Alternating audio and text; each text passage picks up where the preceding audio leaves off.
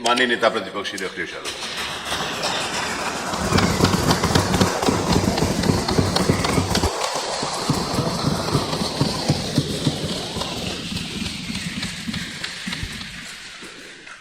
अध्यक्ष महोदय, मैं आपका बहुत धन्यवाद देता हूं कि इस चर्चा में मुझे भी बोलने का अवसर मिला।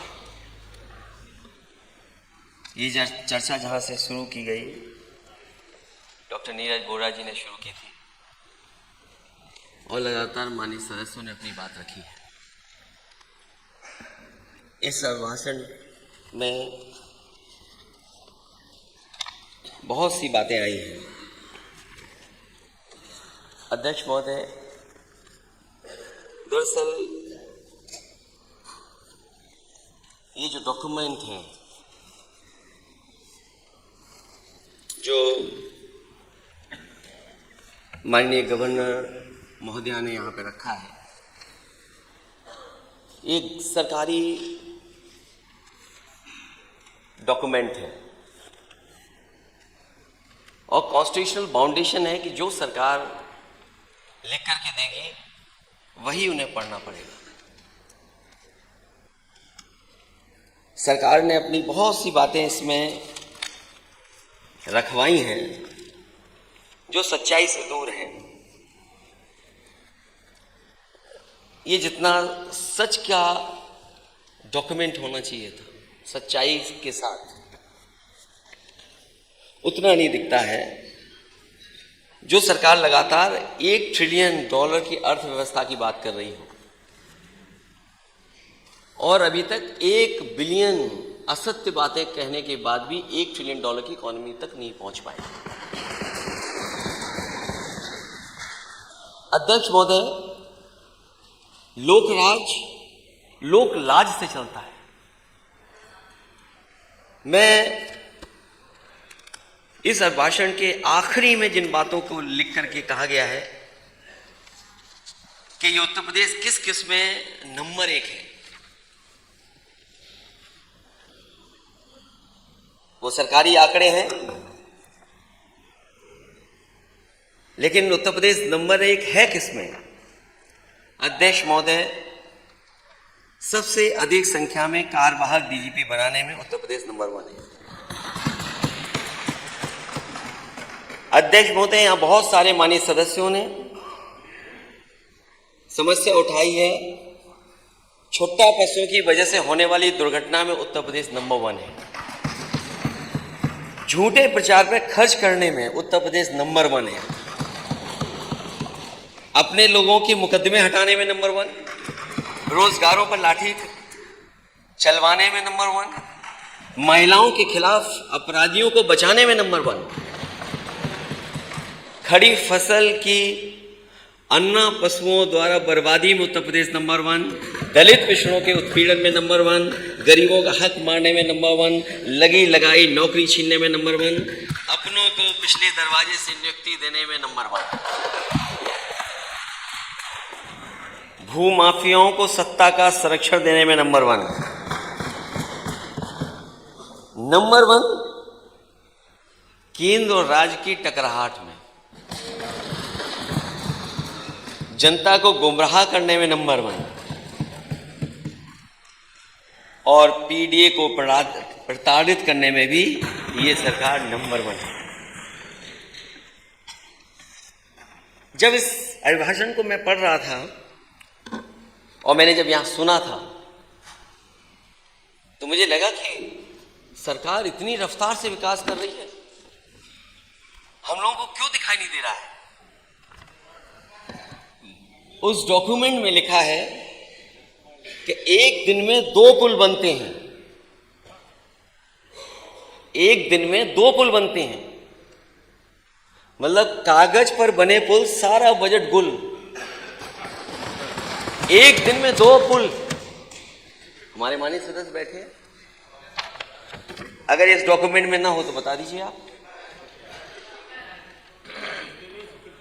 इस डॉक्यूमेंट में है, हाँ सत्य है, औसत में है। मैं अध्यक्ष महोदय, जो इस किताब में लिखा है जिस डॉक्यूमेंट में लिखा है वही बात मैं कह रहा हूं। हमारी सबसे बड़ी मददगार अर्थव्यवस्था के लिए कोई है तो हमारी खेती है, हमारा किसान है। और किसान के बिना हमारी अर्थव्यवस्था वहां नहीं पहुंच सकती जहां हम पहुंचाना चाहते हैं। हमारा किसान खुशहाल होगा तो हमारा प्रदेश और देश भी खुशहाल होगा।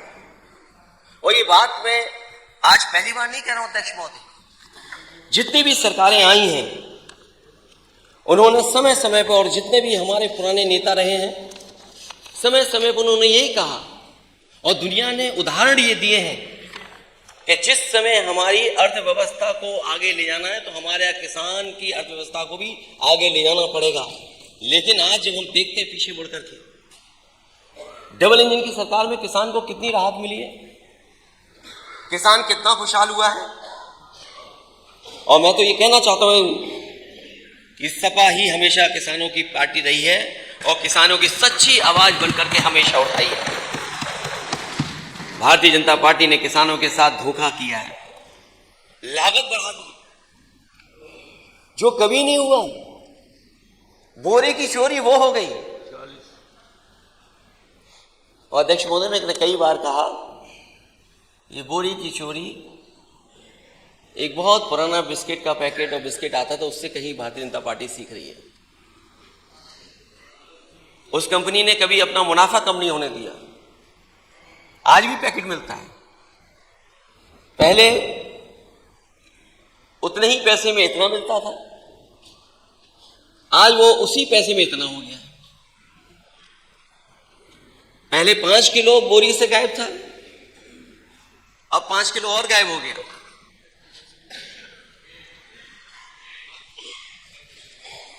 तो सोचिए किसान कैसे खुशहाल होगा। आवारा पशुओं की वजह से फसल कितनी असुरक्षित है। वो बजट में जब बात आएगी तो मैं बजट में कहूंगा। जो फसल बचती भी है उसकी कीमत क्या सरकार दे पा रही है। और सरकार बताए कि अगर एक मंडी बनाई हो कहीं पर, पूरे उत्तर प्रदेश में इस डबल इंजन की सरकार ने अगर एक मंडी कहीं नई बनाई हो तो सरकार बताए। और मुझे याद है कोविड के समय पर ये बात रखी गई थी कि बहुत बड़े पैमाने पर एग्रीकल्चर इंफ्रास्ट्रक्चर के लिए 1 लाख करोड़ रुपए मिलने जा रहा है।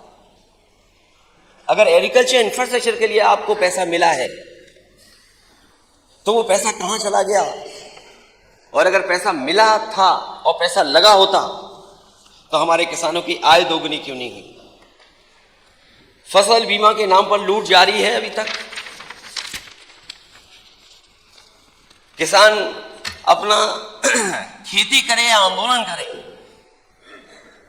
और ये पहली सरकार है जहां पर किसान अपने हक और अपनी कानूनी मदद के लिए जब खड़ा हुआ और काले कानून को हटाने के लिए खड़ा हुआ तो लगभग 1000 किसानों की जान चली गई। तो किसान खेती करे कि आंदोलन करे, और सरकार कम से कम ये बताए कि उनका फॉर्मूला क्या है जिसकी वजह से और जिसकी लागू हो जाने से किसानों की आय दोगुनी हो जाएगी। उसके बच्चों की सेना में भर्ती रोक दी गई है। सेना की पक्की पेंशन वाली नौकरी हमारे गांव की अर्थव्यवस्था की रीढ़ थी। आय दोगुनी करने के नाम पर आय ही छीन ली सरकार ने। किसान की आय तो दोगुनी नहीं हुई लेकिन आयु आधी हो गई। आज परिवार की चिंता की वजह से खेती किसानी के साथ साथ किसान भी आधा रह गया है। किसान सम्मान निधि में जिस तरह किसान लगातार घट रहे हैं या घटाई जा रही है संख्या, उससे वो दूर दिन नहीं कि जब केवल कागज पर ये योजना सिमट करके रह जाएगी। क्या किसान सम्मान निधि से ही किसान की आय दोगुनी हो जाएगी, या सरकार वो व्यवस्था बताएगी, वो फार्मूला बताएगी जिससे किसान की आय दोगुनी हुई होगी।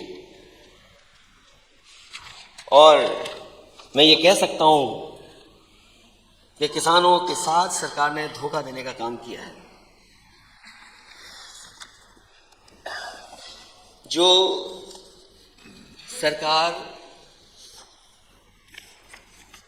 नौकरी देने की बात कह रही थी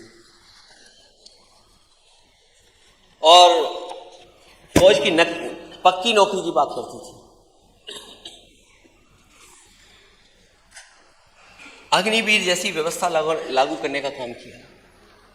और सबसे बड़ा धोखा अगर किसी के साथ हुआ है तो वो उत्तर प्रदेश के साथ हुआ, क्योंकि उत्तर प्रदेश का नौजवान सबसे ज्यादा फौज में भर्ती के लिए जाता था। और सरकार ये बताए कि साल में 70,000 सैनिकों की स्थायी भर्ती होती थी। ये डॉक्यूमेंट मेरा नहीं है, ये सरकारी डॉक्यूमेंट है। 70,000 सैनिकों की स्थायी भर्ती होती थी और जिसमें 80% से अधिक पिछड़े, दलित और आदिवासी समाज के युवा सेना में भर्ती होते थे। सैनिकों को अच्छा वेतन, मेडिकल सुविधा, पेंशन सुविधा मिलती थी। सैनिकों के परिवार और परिजनों के जीवन में खुशहाली और समृद्धि रहा करती थी। ये जानबूझ करके सरकार ने इसलिए किया है जिससे पीडीए के लोग और पीडीए के लोगों के घर में खुशहाली ना आ जाए।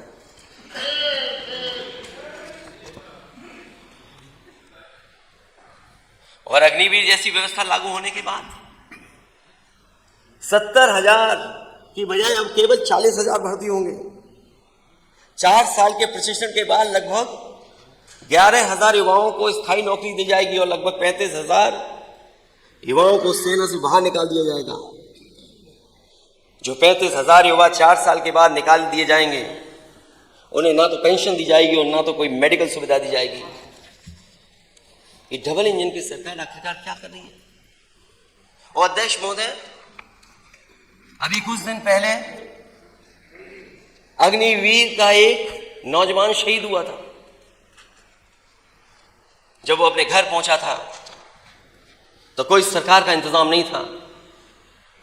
जिस सम्मान के साथ कभी समाजवादी पार्टी के समय पर नेताजी ने जो फैसला लिया था कि फौज का जवान अगर घर जाएगा तो पूरे सम्मान के साथ जाएगा और बजट का कितना भी पैसा खर्च करना पड़ेगा तो सरकार खर्च करेगी। लेकिन जब पहला अग्निवीर शहीद हुआ, उसको वो फौज का सम्मान नहीं मिला जो मिलना चाहिए था उसको।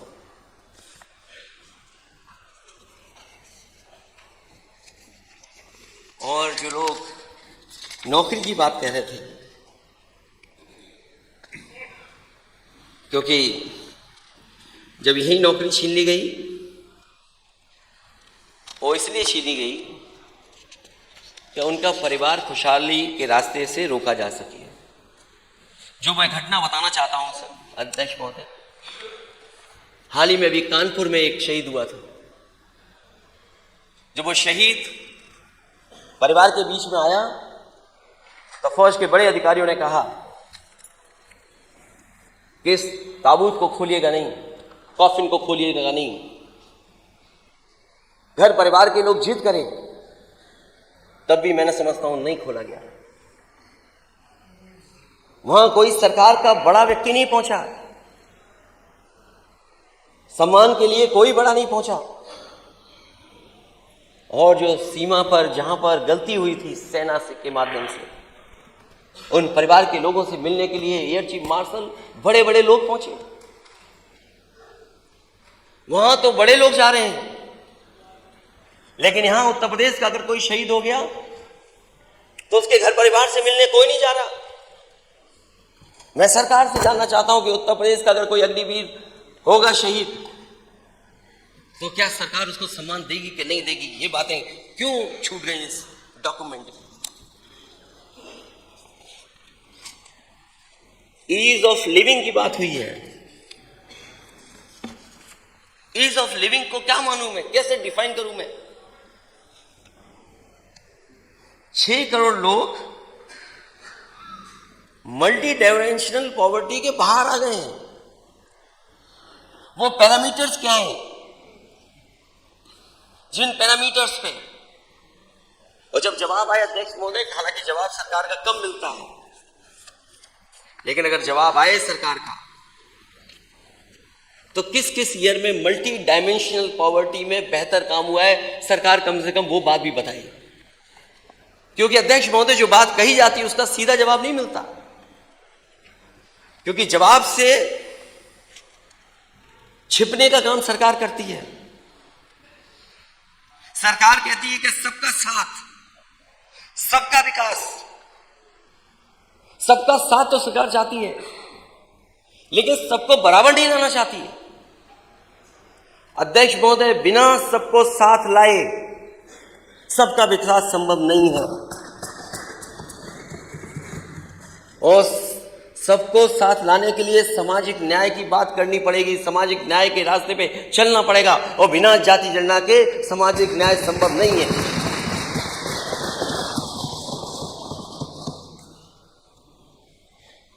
अगर सबका साथ है तो पीडीए के साथ भेदभाव क्यों है? पीडीए के साथ भेदभाव क्यों है? जो कह रहे हैं कि ड्रीम डेस्टिनेशन बन गया उत्तर प्रदेश,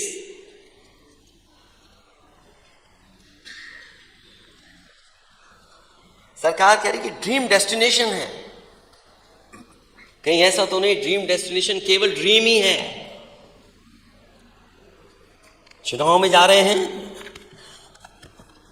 तो ब्रीफिंग सेरेमनी की तारीखें आ रही हैं। अध्यक्ष महोदय, अगर 40 लाख करोड़ के एमओयू हुए हैं तो 40 लाख करोड़ के एमओयू होने के बाद जो कहा जा रहा है इसमें 1 करोड़ लोगों से ज्यादा लोगों को रोजगार मिलेगा। रोजगार की बात इसलिए हो रही है क्योंकि नौकरी देने में बाबा साहब भीमराव अम्बेडकर जी का दिया हुआ संविधान का पालन करना पड़ेगा, उनके हक की बात होगी, इसलिए सरकार रोजगार की बात कर रही है, नौकरी की बात नहीं कर रही है। और 40 लाख करोड़ रुपए के निवेश में 1 करोड़ 10 लाख लोगों को रोजगार मिलेगा। अध्यक्ष मोदी, सरकार बताए कि सच्चाई में कितना निवेश आया है और उस निवेश से कितनों को रोजगार मिला है, कितनों को नौकरी मिली है, ये सरकार बताए। क्योंकि सरकार कह रही है कि 40 लाख करोड़ आने के बाद 1 करोड़ 10 लाख लोगों को रोजगार मिलेगा, तो आगे सरकार बताए कितनों को रोजगार मिला है। और फिर जो निवेश करने वाले लोग हैं वो दूसरे प्रदेशों में ज्यादा निवेश कर रहे हैं। मैं देख रहा हूं इस डॉक्यूमेंट में कई बार सुपर कंडक्टर की बात आ रही है, बजट में देखता हूं तो सुपर कंडक्टर की बात आ रही है। अध्यक्ष महोदय, सबसे ज्यादा लोकसभा के सांसद उत्तर प्रदेश जिताता है और यह बात डिनाई नहीं कर सकती बीजेपी, क्योंकि सबसे ज्यादा लोकसभा के सांसद यहां से जीतते हैं, उसी की वजह से देश में प्रधानमंत्री जी बनते हैं। तो दुनिया की सबसे बड़ी कंपनी उत्तर प्रदेश में क्यों नहीं आ रही है? आपके प्रदेश को छोड़ करके दूसरे प्रदेश में क्यों जा रही है? और जो इन्वेस्टमेंट मीट उन प्रदेशों में हुई है, जो उद्योगपति यहां आए थे वही उद्योगपति वहां थे, उन्होंने कहा कि हमारी प्राथमिकता होगी कि सबसे पहले हम निवेश वहां करेंगे। अगर प्राथमिकता निवेश वहां है तो निवेश यहां कब होगा? जिन लोगों ने दावा किया कि निवेश हम वहां पहले करेंगे, तो आपका निवेश कब होगा? और फिर मैंने सुना कि तमिलनाडु को कहा गया कि एग्जाम्पल है मेक इन इंडिया का जो यहां पर काम हुआ है। अगर तमिलनाडु को कहा जा रहा हो मेक इन इंडिया का एक एग्जाम्पल है, तो ये बात उत्तर प्रदेश के इस डॉक्यूमेंट में अध्यक्ष महोदय क्यों नहीं आई? अगर मेक इन इंडिया है तो सहयोग यूपी क्यों नहीं कर रहा है? आप क्यों इंसेंटिव नहीं दे पा रहे उद्योगपतियों को जिससे कि यहां पर उद्योग और कारखाने लगे? हमारे माननीय सदस्य हाईवे की बात कर रहे हैं, 5वें पेज पे लिखा है Purvanchal expressway, Bundelkhand expressway, 6 expressway संचालित हैं। Gorakhpur link expressway, Ballia expressway एवं गंगा एक्सप्रेसवे। अध्यक्ष महोदय, मैंने कई बार कहा, क्या कारण है कि भारत सरकार उत्तर प्रदेश में एक्सप्रेस वे नहीं दे रही है। और ये बात मैं पहली बार नहीं कहने जा रहा हूं सरकार के सामने, मेरे जितने भाषण हैं उठा करके दे लीजिए। मैंने हर बार कहा कि देश में अगर बन रहा है एक्सप्रेस वे तो भारत सरकार यूपी में क्यों नहीं बना रही? अगर एक भी भारत सरकार के बजट से उत्तर प्रदेश में एक्सप्रेस वे बन रहा हो तो अध्यक्ष महोदय सरकार बताए हमें कि कौन सा एक्सप्रेस वे है जो भारत सरकार के बजट से उत्तर प्रदेश में बन रहा है। और ये बात मैं आपसे इसलिए कहता हूं कि अगर आपके बजट का पैसा वहां जाएगा और अगर वो पैसा बच जाए तो हमारे किसानों का भला हो सकता है। उस पैसे को आप मंडी बनाने में लगा दें और किसानों को सुविधा देने के लिए लगा दें। और आपका तो गोरखपुर लिंक एक्सप्रेस बन जाना था 2022 तक। हम लोगों को अध्यक्ष महोदय लगता है और इंतजार करना पड़ेगा। ये तो 24 आ गया है। ये बलिया के हमारे साथी, बलिया लिंक कहां से निकल रहा है? माननीय सदस्य अध्यक्ष महोदय, अगर ये बात लिखी गई है प्रगति पर है तो सरकार क्यों लिख करके दे रही है प्रगति पर है? गोरखपुर लिंक तो मैं मान सकता हूं प्रगति पर है और वो पूरा भी हो जाएगा, लेकिन जैसा बनना चाहिए था वैसा नहीं बना है। 91 किलोमीटर का एक्सप्रेस वे लगभग 6000 करोड़ का बना है। और यहां तो माननीय सदस्य जितने बैठे हैं, ये नोएडा, ग्रेटर नोएडा से आगरा वाले पे भी चले होंगे। यमुना क्रॉस करने के बाद जो एडीए आगरा डेवलपमेंट अथॉरिटी का बना है वो लिंक में भी चले होंगे, और उसके बाद आगरा लखनऊ पे भी चले होंगे, और उसके बाद पूर्वांचल पे भी हमारे कई माननीय सदस्य चले होंगे। ये चेहरे से कहें ना कहें, लेकिन इनके मन में इनको पता है कि सबसे अच्छा एक्सप्रेस वे कौन सा बना है। ना कहो आप, लेकिन जानते हो आप।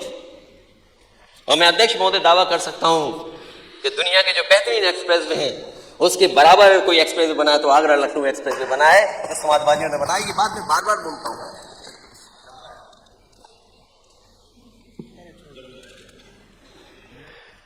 और जो उसके किनारे वेसाइड एमिनिटीज, पता नहीं अध्यक्ष महोदय आपने तो उद्घाटन किया है उन वेसाइड एमिनिटीज का। अध्यक्ष जी आप ही पे भरोसा है मुझे लगता है, क्योंकि आपने उद्घाटन किया है। तो आप अपने पद का इस्तेमाल करते हुए कम से कम पूर्वांचल में भी वैसे ही वेसाइड एमिनिटी बनवा दीजिए जैसे आपने उद्घाटन किया है। और फिर लिंक रोड प्रगति पर है, मुझे नहीं पता कोई एक्सप्रेस वे हवा में भी बनता है। जो एयरपोर्ट बन रहे हैं, एयरपोर्ट अगर बने हैं तो क्या मुआवजा उनको मिलना चाहिए कि नहीं मिलना चाहिए? उनको जो मुआवजा जमीन लेने के लिए जो काम होने चाहिए उसके लिए सरकार मदद या जिस तरीके का उनको देना चाहिए वो नहीं दे पा रही है सरकार। पूरे उत्तर प्रदेश में कई जगह जहां सरकार जमीन लेना चाहती है वहां मार्केट वैल्यू से नहीं दे रही है पैसा, मार्केट वैल्यू का पैसा नहीं दे रही है सरकार। और चाहे वो फैजाबाद हो, अयोध्या हो या चित्रकूट हो, जहां पर सरकार को सर्किट रेट से पैसा देना चाहिए, कहीं भी सर्किट रेट से पैसा सरकार नहीं दे रही है और सर्किट रेट बढ़ा करके नहीं दे रही है। मुझे याद है सब उत्तर प्रदेश में जो कोई भी विकास के लिए समाजवादी सरकार में लिया गया था, जो भी प्रोजेक्ट के लिए जमीन, उसमें 4 गुनी मुआवजा देने का काम समाजवादी सरकार में हुआ। अगर कोई प्रोजेक्ट बन रहा है आपका तो उसमें जमीन को लेकर के आप मुआवजा क्यों नहीं दे रहे हैं? उनको जो मुआवजा उनको मिलना चाहिए किसानों को नहीं दे रहे हैं। अभी माननीय सदस्य बता रहे हैं कि चित्रकूट में डिफेंस का कॉरिडोर बनने जा रहा है, लेकिन कॉरिडोर के लिए जो जमीन ली जा रही है वो पुराने रेट पे ली जा रही है। मैं जानना चाहता हूं सरकार से कि आखिरकार सरकार को क्या फर्क पड़ता है खजाना किसान के ऊपर चला जाए तो? सरकार क्यों नहीं दे रही है उनको मुआवजा? और मुआवजा कब का दे रहे हैं? कब का मुआवजा दे रहे हैं? जाने कब का मुआवजा मिल रहा है? 500 हेक्टेयर जमीन लेना चाहते हैं आप, किसानों की 500 हेक्टेयर जमीन लेना चाहते हैं आप, और मुआवजा क्या दे रहे हैं आप? क्या सर्किट रेट बढ़ा करके मुआवजा नहीं मिलना चाहिए? ये चित्रकूट की मामला है। और अभी तो बजट में सरकार ने कहा है कि वो बजट में मैं चर्चा करूंगा कि लखनऊ में दिल्ली की तरह लखनऊ में भी एक एयरपोर्ट के पास एरिया डेवलप होगा जिसमें 5 स्टार से लेकर के न जाने क्या क्या चीजें बनेंगी। अगर आप कोई प्रोजेक्ट बनाना चाहते हैं तो उसमें देरी क्यों? और देरी इसलिए है क्योंकि सरकार सही मुआवजा नहीं देगी। और हम लोगों ने तो ऐसी जगह देखा है, सुना भी है, लोगों से मैं मिला भी हूं, कि जहां पर किसान और जो वर्षों से लोग रह रहे थे उनके साथ बहुत बड़े पैमाने पे भेदभाव हुआ। और मैंने अध्यक्ष महोदय हर बार कहा, पत्र लिख करके भी सरकार को भेजा कि अगर कोई पुण्य का काम होने जा रहा है, अगर बहुत बड़ा कोई काम होने जा रहा है, तो उसमें किसान के साथ क्यों ये भेदभाव?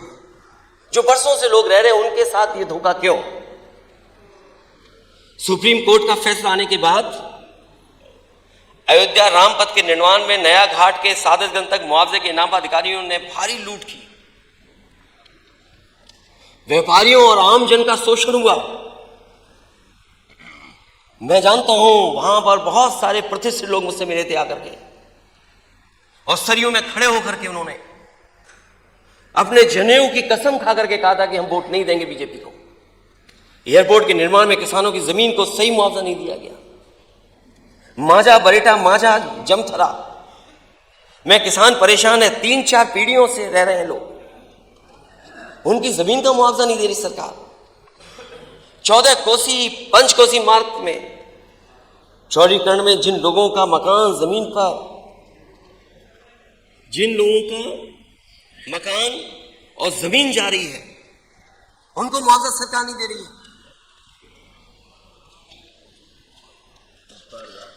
बोल दिया मैंने। और अयोध्या से ज्यादा जमीनों का गोरख धंधा कहीं नहीं हुआ। सत्ता के संरक्षण में रजिस्ट्रियों में अनियमितताएं हुई। कितने घंटे में कितना बदल गया, कुछ मिनट में कुछ करोड़ों कमा लिया। और जिस तरीके का विकास होना चाहिए था वो विकास सरकार नहीं कर पा रही है।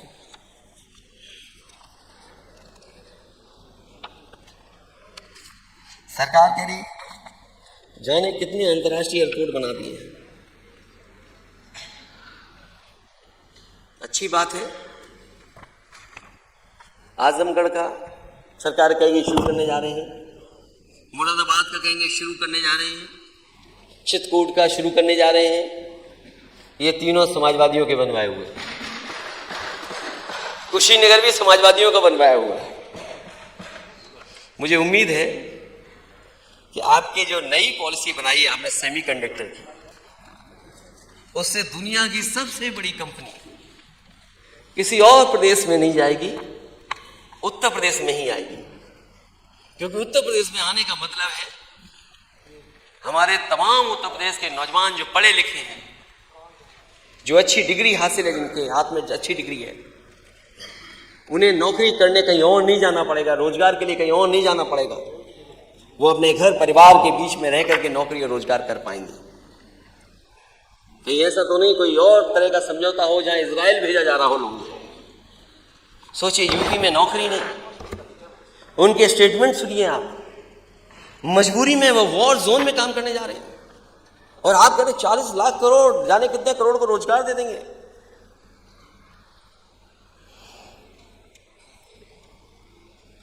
तो आखिरकार रोजगार है कहाँ? अगर रोजगार होते तो लोगों को यहीं रह करके काम करना पड़ता, यहीं पर काम मिल जाता।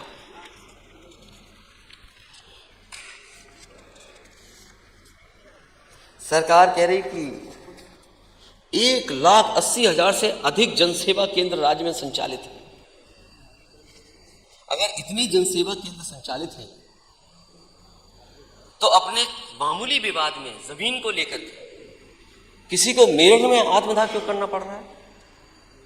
बाराबंकी में तहसील के ऑफिस में क्यों आत्मदाह करना पड़ रहा है?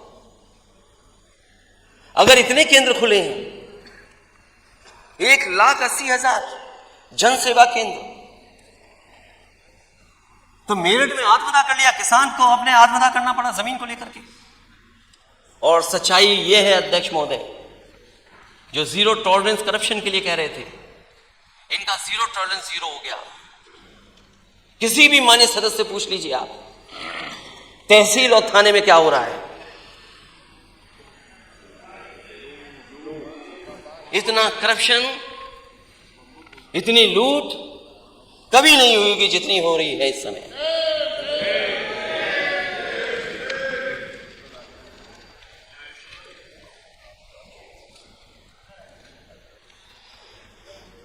सरकार कह रही सोलर को लेकर के बहुत काम करना चाहती है। विद्युत उत्पादन में वो बातें मैं रिपीट नहीं करूंगा जो बातें मैं पहले कह चुका हूं कि अभी तक इस सरकार ने कोई भी थर्मल प्लांट नहीं लगाया है। अभी तक कोई बड़ा बिजली का कारखाना इस सरकार ने नहीं लगाया। और जो पुरानी सरकार में लगे भी हुए थे, जो लग रहे थे, उनको भी सरकार ने नहीं पूरा कर पाए। और जो बिजली आ भी रही है, जो आप आंकड़े में दिखाते हैं, ये वही कारखाने हैं जो समाजवादियों की सरकार में लग रहे थे। उन्हीं के कारण आपको ज्यादा बिजली उत्पादन उत्तर प्रदेश में मिल रहा है। आप कह रहे सोलर का कर रहे हैं, बड़े बड़े इसमें लिखा है कि जाने कितना सोलर का काम होने जा रहा है। अध्यक्ष महोदय, मैं सरकार से जानना चाहूंगा, इस देश के रहे राष्ट्रपति जी, उन्होंने एक सुझाव दिया था मुझे और सुझाव पे मैंने काम किया। जब मेरी उनसे बातचीत हुई, जब उन्होंने प्रेजेंटेशन किया था, उन्होंने कहा कि अगर इस तरह की व्यवस्था आप लागू कर देंगे तो मैं उद्घाटन करने आऊंगा।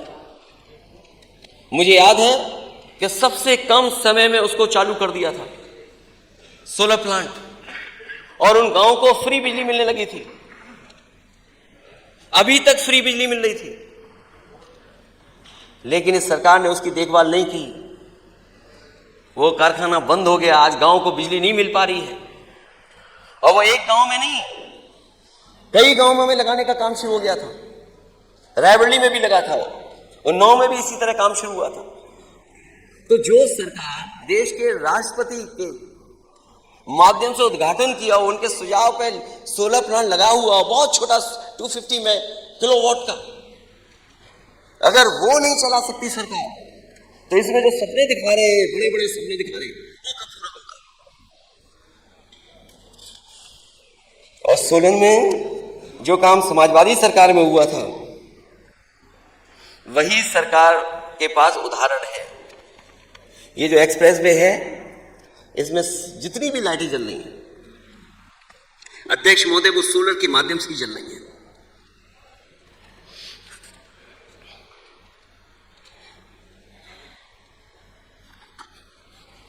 सरकार विश्वविद्यालयों के बारे में बता रही है कि A++ मिला है सरकार को, वो यूनिवर्सिटी को A+ मिला है। लेकिन सरकार ये बताए उसमें पीडीए को कुछ मिल रहा है कि नहीं मिल रहा है। इन यूनिवर्सिटियों में पीडीए के लिए कुछ है कि नहीं? मैं बहुत बड़े आंकड़े नहीं देना चाहता हूं, क्योंकि बजट में बोलूंगा तब भी मैं आंकड़े कुछ दूंगा। यूनिवर्सिटीज A+, AAA+, AA+, ये तो हो रही हैं, ये बताया जा रहा है। लेकिन यूनिवर्सिटीज में अपॉइंटमेंट किसका हो रहा है? आईएएस, आईपीएस, आईएफएस में पीडीए कितना है? महिला आयोग में पीडीए कितना है? अध्यक्ष महोदय, जब मैं सदन में आया ही आया था तो पीडीए के लोग बोल रहे थे। महिला आयोग में पीडीए कितना है? यूनिवर्सिटी में जॉब्स में बांदा एग्रीकल्चर यूनिवर्सिटी कुल भर्ती में पीडीए केवल 3% है। जो लोग मेडिकल कॉलेज के लिए जगह ढूंढ रहे हैं बलिया में, जनरल चंद्रशेखर यूनिवर्सिटी भर्ती में पीडीए 0, पीडीए 0। और अगर मेडिकल कॉलेज बनाना है तो मैं समझता हूं वो पर्याप्त जगह होगी। किसी और की जगह पे क्यों जाना जब आपके पास यूनिवर्सिटी में ही जगह है, पर्याप्त जगह है। तो मेडिकल कॉलेज अगर बनना है तो वहीं बनाया आप। हिंदी न्यूज चैनल में PDA 3%। Hindi news channel editors और अन्य स्थानों पे पीडीए कितना? 3%। UP agriculture university vice chancellors PDA कहां है उसमें?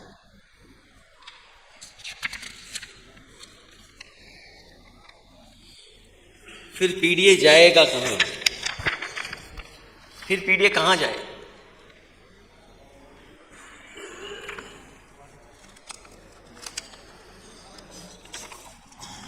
पीडीए जाए कहां फिर?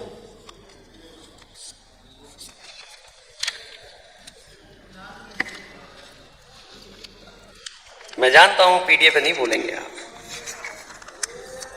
मैं जानता हूं, मैं जानता हूं।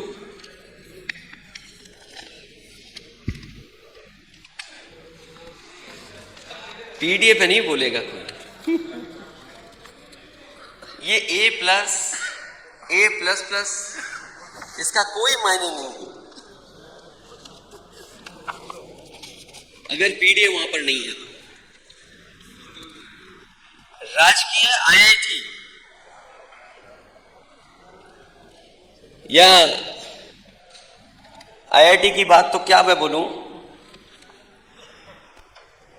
अध्यक्ष महोदय, यूपी में जब से बीजेपी की सरकार आई है, डबल इंजन की सरकार आई है, एक सैनिक स्कूल बना है। कोई नया आईआईटी नहीं आया, कोई नया आईएम नहीं आया, कोई नया एम्स नहीं आया। जो आए हैं पुरानी सरकार के हैं, या जमीन दी गई थी या उनको आगे बढ़ाने का काम किया था। इधर कौन सी नई व्यवस्था आई है? कोई आईएम आया हो तो बता दें, कोई आईआईटी आया हो नया तो बता दें। कहा जाता था कि निफ्ट आएगा यूपी में, निफ्ट बनेगा। यूपी में और जगह क्यों नहीं आया निफ्ट? और मुझे याद है जब कांग्रेस की सरकार थी, वो एक सैनिक स्कूल बनाना चाहते थे। मैंने उस समय वहां के मंत्री जी से कहा कि एक सैनिक स्कूल नहीं बनेगा, यूपी में और भी सैनिक स्कूल बनेंगे। जो एक देना चाहते थे उन्होंने 3 सैनिक स्कूल दिए थे। आखिरकार डबल इंजन सरकार को क्या हो गया है?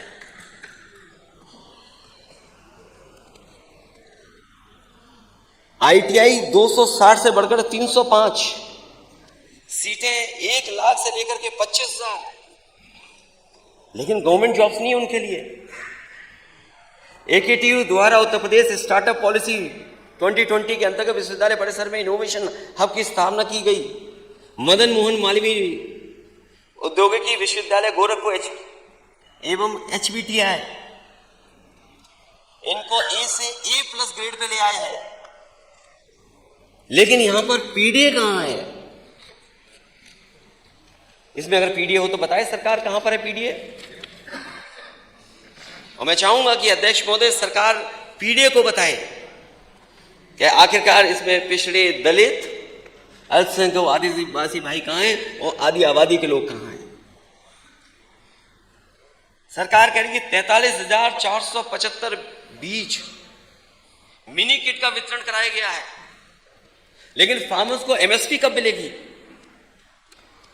नमामि गंगे योजना में ये काम हुए, लेकिन जमीन पर कहां दिख रहा है? सब गांव खोद दिए गए। क्वालिटी ऑफ पानी क्या होगा, क्वालिटी ऑफ जो ड्रिंकिंग वाटर उसकी क्वालिटी क्या होगी? सोलर पंप लगाए जा रहे हैं, अच्छी बात है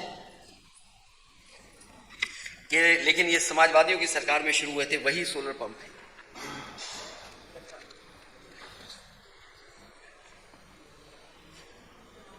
जो लोग कह रहे हैं कि उत्पादन बढ़ा है, लेकिन प्रोक्योरमेंट कितना हुआ है? सरकार का जो प्रोक्योरमेंट है आखिरकार वो कितना किया है प्रोक्योरमेंट? और सरकार पेड़ों को लगाने की बहुत बड़ी गिनती बताती है कि इतने करोड़ इतने करोड़ इतने करोड़। अगर अध्यक्ष महोदय हम गिन लें तो 100 करोड़ से ज्यादा तो पेड़ सरकार लगा चुकी है। जितनी जमीन है नहीं पेड़ लगाने के लिए उतने पेड़ लग गए। और मैंने एक बार मेजरमेंट दिया था कि 1000 एकड़ में 1,23,000 पेड़ लगाए थे।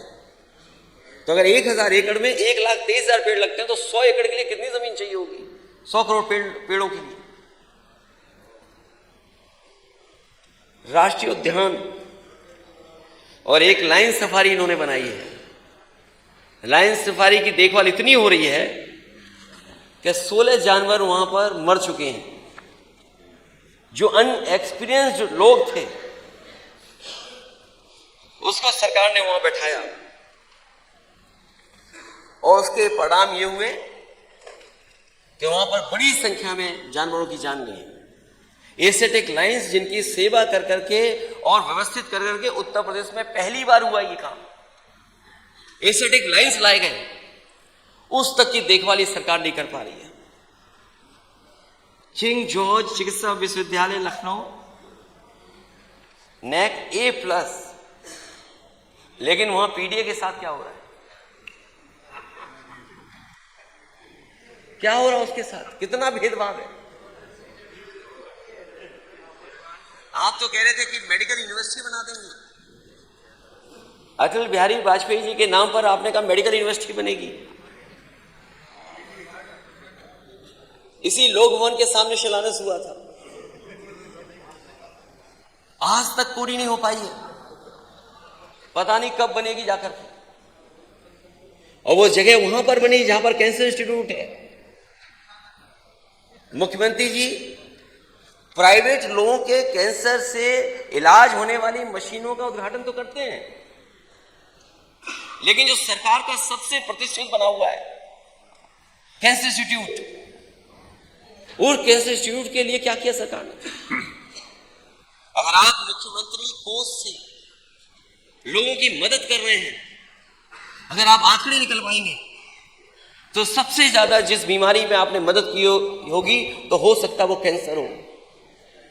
ये रिसर्च इंस्टीट्यूट थी और कैंसर के इलाज के लिए थी।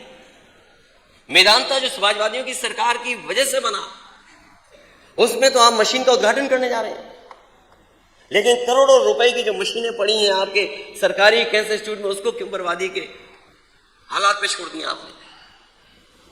वहां पर रिसर्च होती, इलाज होता, और जो गरीबों को यहां से जाना पड़ता है, कभी दिल्ली कभी मुंबई, उन्हें वहां जाना नहीं पड़ता, उनको सस्ते में और इलाज यहीं पर मिल जाता। लेकिन कैंसर इंस्टीट्यूट इतने सालों बाद भी परमानेंट डायरेक्टर नहीं है वहां पर। आपकी इंस्टीट्यूशंस कैसे चलेंगी? आपने डबल चार्ज दे रखे हैं। आप कुछ ही लोगों को सब कुछ दे देना चाहते हैं। अगर ये बात सच नहीं है तो बताएं। जो लोग थोड़ा बहुत मुस्कुरा देते हैं पीडीए को लेकर के, इसीलिए यही हमारा झगड़ा है कि आप कुछ लोगों को सब कुछ देना चाहते हो और जो ज्यादा आबादी में उसको नहीं देना चाहते हैं। अपॉइंटमेंट्स क्या हो रहे हैं, क्या उसमें जो अपॉइंटमेंट्स हो रहे हैं पीडीए के हिसाब से हो रहे हैं कि पीडीए को मिल रहा है कि नहीं मिल रहा उसमें? इसीलिए आप डायरेक्टर क्या कर रहे हैं, आप डायरेक्टर नहीं दे पा रहे परमानेंट लखनऊ में, जहां पर मरीज सबसे ज्यादा आता है। अगर सरकारी अस्पतालों का आप हिसाब किताब लगा लेंगे ओपीडी, तो लाखों लाख लोग उत्तर प्रदेश के लखनऊ आते होंगे इलाज के लिए। और आपकी संस्थाएं कैसी चल रही हैं, वो तस्वीरें हम लोग देखते हैं, वो जब सिफारिश करते हैं तब हम लोग महसूस करते हैं कि अगर आपको अस्पताल में एडमिट करना है तो आपको सिफारिश के बाद भी एडमिट नहीं करा सकते। इन प्रेस्टिजियस इंस्टीट्यूशंस में आप इलाज नहीं करा पाएंगे, क्योंकि जो संसाधन, जो बजट, जो इंतजाम करना चाहिए वो सरकार नहीं कर पा रही। जब इंस्टीट्यूशन को चलाने वाला परमानेंट नहीं होगा तो कैसे इंस्टीट्यूशन में इलाज दिला देंगे आप? तो आप कहते हैं कि मेडिकल कॉलेज हर डिस्ट्रिक्ट में खुलेगा, आपका कोई भी मेडिकल कॉलेज नहीं चल पा रहा है मानक के हिसाब से। वो जानबूझ करके परमानेंट अपॉइंटमेंट्स नहीं है, क्योंकि कुछ लोगों को इन्हें खुश रखना है। हमें कोई शिकायत नहीं है कि दूसरे प्रदेश के लोग आए नौकरी करें, लेकिन अध्यक्ष महोदय ये कैसे हो सकता है कि एक ही दो इंस्टीट्यूशन के सब आ जाए वहां नौकरी करने? जो मेडिकल कॉलेजेस बन रहे हैं, one district one medical college, क्या उसमें अपॉइंटमेंट्स पूरे हैं? क्या इलाज पूरा मिल रहा है? और जो मशीनें बिल्कुल ऑब्सोलीट हो गई हैं, क्या उन पर डॉक्टर्स जो इलाज करना चाहिए वो कर पाएंगे? जो लोग कहते हैं कि जीरो टॉलरेंस है,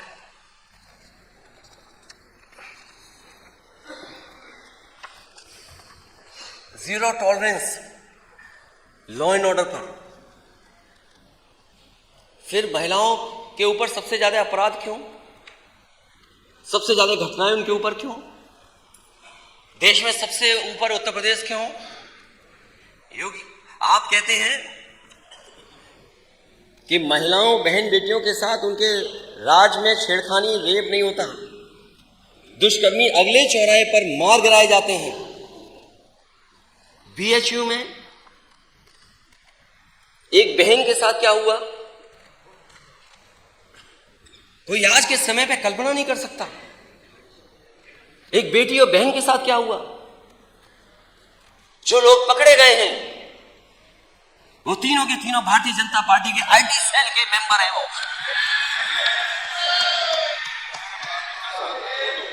और अध्यक्ष महोदय, कोई आसानी से मुख्यमंत्री जी के साथ फोटो नहीं खिंचवा सकता। तीनों की फोटो हमारे नेता सदन के साथ है।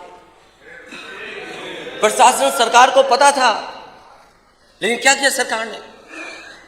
और मुझे याद है जब कानपुर में एक मां बेटी के ऊपर बुलडोजर चलाया गया था और आग लग करके मां बेटी जिंदा जल गए थे। पिता और उसका भाई देखता था, बचा नहीं पाया। जब वो न्याय मांगने गया तो उसके कपड़े उतार दिए गए, वहां के अधिकारियों ने कपड़े उतरवाए। ये जीरो टॉलरेंस है सरकार का। और उस समय डिप्टी सीएम क्या कहते हैं, उन्होंने जो ऑनलाइन बात की उससे, शिवम ये घटना बहुत ही दुखी करने वाली है, बहुत ही ज्यादा दुख है, हमें पूरी तरह से तुम्हारे साथ हैं।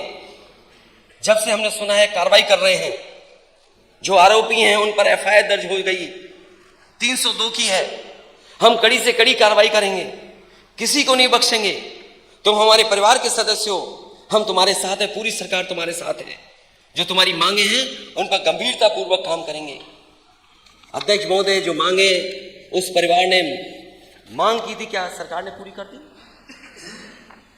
क्या आरोपियों पे सख्त से सख्त कार्रवाई होगी? क्या आरोपियों पे सख्त कार्रवाई हुई है? क्या जो जीरो टॉलरेंस की बात कर रहे हैं, उनके समय पर जीरो लॉ एंड ऑर्डर है, जीरो लॉ एंड ऑर्डर। और एक घटना नहीं, घटनाएं कितनी गिनाई जा सकती हैं। छेड़खानी से तंग आकर 30 छात्राओं ने छोड़ दिया स्कूल। गैंगरेप पीड़िता के बरेली में हत्या, बदायूं में कार्रवाई न होने से हाथ दुष्कर्म पीड़िता ने खुदकुशी की। मैं कितनी घटनाएं बताऊं। खेत गई किशोरी के हाथ बांधकर किया दुष्कर्म, स्कूल में नाबालिग से किया गैंगरेप, नौकरी की तलाश में प्रतापगढ़ पहुंची युवती के साथ गैंगरेप, प्रिंसिपल की अश्लील हरकतें सामने आई तो स्कूल से कटवा लिया नाम, दुष्कर्म पीड़िता ने दी जान, तीसरे दिन शव साथ लेकर थाना घेरने गई, सामूहिक दुष्कर्म पीड़ित महिला की हत्या, युवती को अगवा कर दुष्कर्म किया, छात्रा को बंधक बनाए तमंचे से बल पर रेप, महिला कांस्टेबल से दरोगा ने किया दुष्कर्म। कितनी घटनाएं मैं बताऊं आपको, न जाने कितनी घटनाएं। और ये सरकार कह रही है कि जीरो टॉलरेंस है। ये सरकार न्यूज कंट्रोल कर रही है, ये सरकार न्यूज कंट्रोल करती है, अपराध कंट्रोल नहीं कर रही है सरकार। और इसी का परिणाम है कि लॉ एंड ऑर्डर, लॉ अलग चल रहा है, ऑर्डर अलग चल रहा है। और जहां भाजपा के नेता शामिल हैं, भाजपा सरकार, महिला नेता ने अपनी ही पार्टी के पदाधिकारी को लात घूंसों से पीटा, बीजेपी नेता को महिलाओं ने दौड़ा दौड़ा कर चप्पलों से पीटा, पुलिसकर्मियों ने भाजपा नेता की लगाई पिटाई, धरने में बैठे नेता, एसपी ने 4 लोगों को सस्पेंड किया। यह है लॉ एंड ऑर्डर आपका। और सबसे बेहतर जो रिस्पॉन्स सिस्टम था, उस रिस्पॉन्स सिस्टम को बर्बाद अगर किसी ने किया तो इस सरकार ने बर्बाद किया। इस सरकार ने बर्बाद कर दिया, पहले नाम बदल करके और उसके अब काम करने के तरीके से। अब तो लोग घबराते हैं कि 100 नंबर अगर मिलाएं, 112 मिला दिया तो वो वसूलने आ जाएंगे। अब मदद नहीं हो रही है, उससे पैसा वसूला जा रहा है। और सुनने में तो यहां तक आ रहा है कि जो फोन कर करके रिस्पॉन्स सिस्टम पे अपनी शिकायत करता है उससे भी पैसा वसूल ले रही है पुलिस, और उसको पकड़ करके थाने में बैठा दे रहे हैं। ये कहां का जीरो टॉलरेंस है आपका? ये जीरो टॉलरेंस आपका जीरो हो गया है। और आज की खबर तो आपने पढ़ी होगी गोरखपुर की, आज ही की खबर तो है कुछ कि एक प्रोफेसर पास करने के लिए बातचीत कर रहा है। एक प्रोफेसर गोरखपुर में, क्या ये बात सही नहीं है कि नहीं है?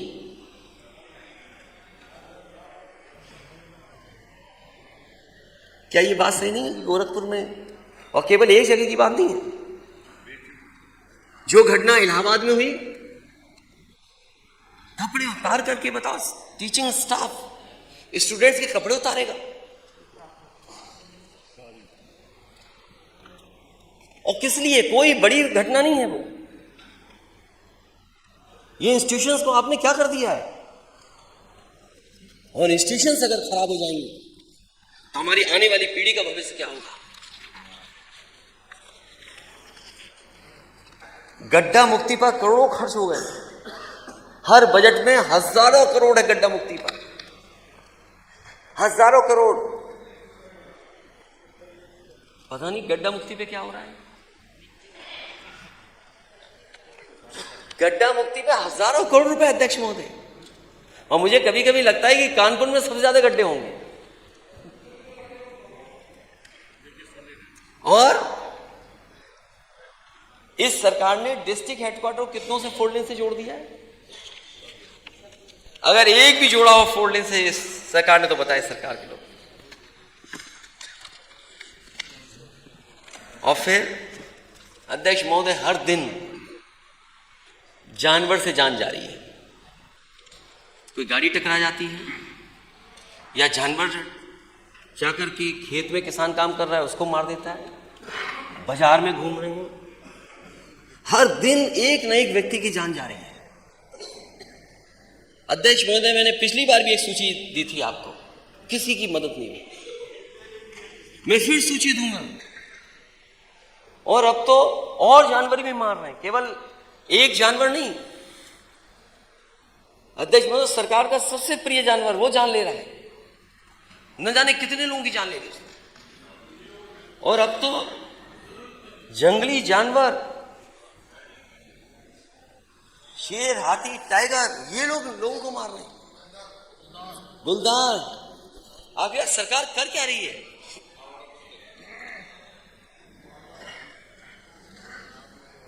ये बड़ी सूची अध्यक्ष महोदय, मैं क्या पढ़ूं, लेकिन मैं आपको टेबल कर रहा हूं मैं, और मैं माननीय सदस्यों से कहूंगा कि उन सुझावों को भी मुझे दे दें जो सुझाव या उनकी जानकारी में है। बजट पर बोल दीजिएगा। वो बजट में जरूर बोलूंगा मैं। धन्यवाद। एक जो सरकार हमेशा बताती है,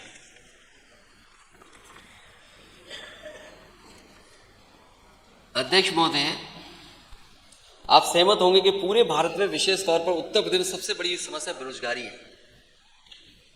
हमारा नौजवान बेरोजगारी के कारण हताश और लाचार हो गया है।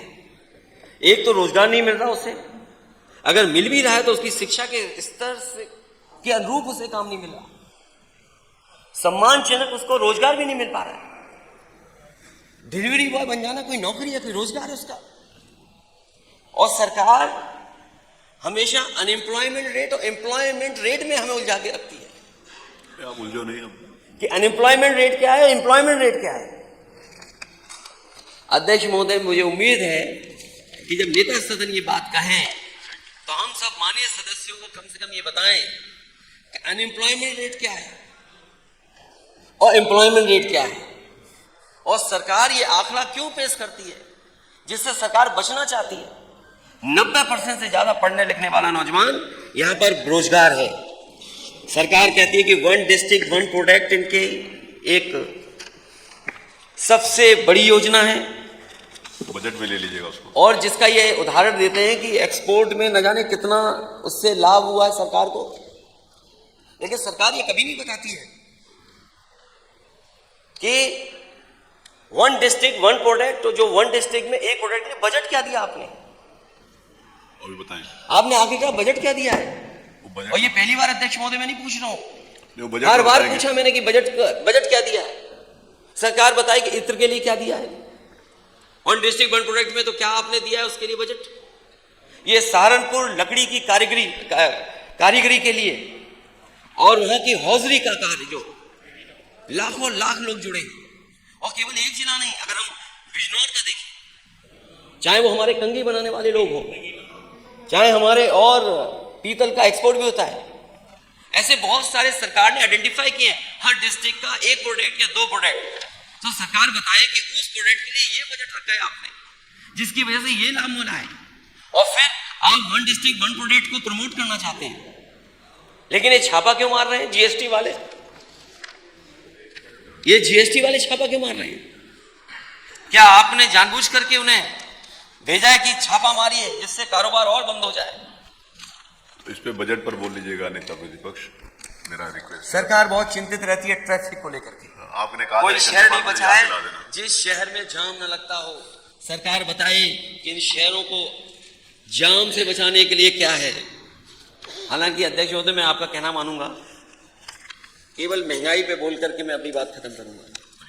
हालांकि बिंदु और भी है, सब पे टैग है मेरा इस बार। ये सरकार महंगाई को रोकने के लिए क्या कर रही है सरकार?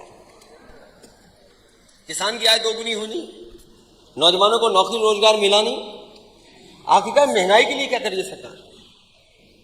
सरकार उसको नियंत्रित करने का कोई प्रयास कर रही है कि नहीं कर रही है?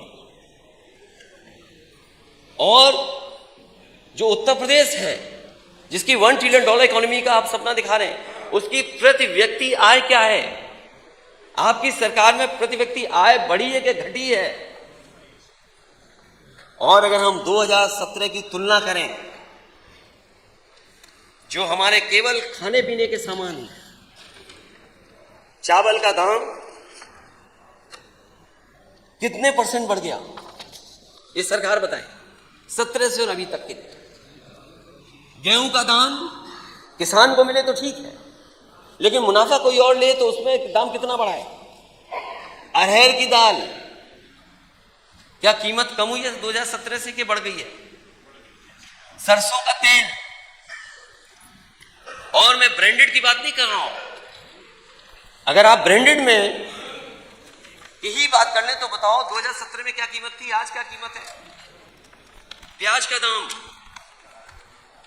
दूध का दाम, और हर सब्जी, छोट सब्जियां आप उठा लो, लहसुन से लेकर के कोई किसी का दाम ये सरकार बताए, ये तो सब्जियां और अनाज और सब चीजें हो गई। ये सरकार बताए जो नमक का कसम दिला रही थी कि 2017 में नमक की कीमत क्या थी और आज दाम क्या है, ये सरकार बताए।